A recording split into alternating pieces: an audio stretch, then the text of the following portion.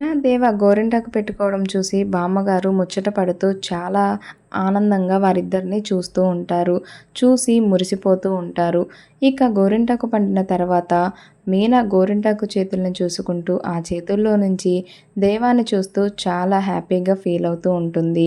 ఇక దేవ బెడ్‌షీట్‌ని, పిల్లోని మీనా మీదకి విసిరేస్తూ ఇక చాలు ఇప్పటివరకు నువ్వు చేసిన డ్రామాలు ఆపు అంటూ వాటిని మీనా మీదకు విసిరేస్తాడు. బెడ్‌షీట్‌ని, పిల్లోని తీసుకొని మీనా రూమ్‌లోకి వెళ్ళిపోయి పడుకుంటుంది.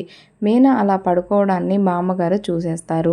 అలా చూసిన బామ్మగారు సత్యమూర్తి, శారద ఎక్కడ చచ్చార్రా మీరంతా బయటకు రండి అంటూ కేకలు వేస్తూ ఉంటారు. సత్యమూర్తి అబ్బబ్బబ్బబ్బా! ఏంటమ్మా నీ కేకలు అంటూ రూమ్‌లో నుంచి బయటకు వస్తారు.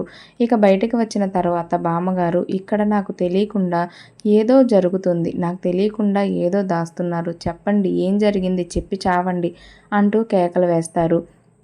బామ్మగారు అంత గట్టిగా అడిగినా కూడా ఎవరు నోరు మెదపకపోవడంతో బామ్మగారు శారదాని పట్టుకొని నువ్వైనా చెప్పి చావు అంటూ గట్టిగా అరుస్తారు.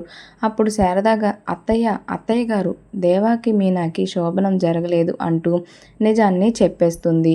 ఇక ఆ తర్వాత బామ్మగారు షాక్ అయ్యి ఏంటి శోభనం జరగలేదా అంటూ షాక్ అయ్యి దేవ మీన శోభనానికి ముహూర్తం నేను పెట్టిస్తాను అంటారు.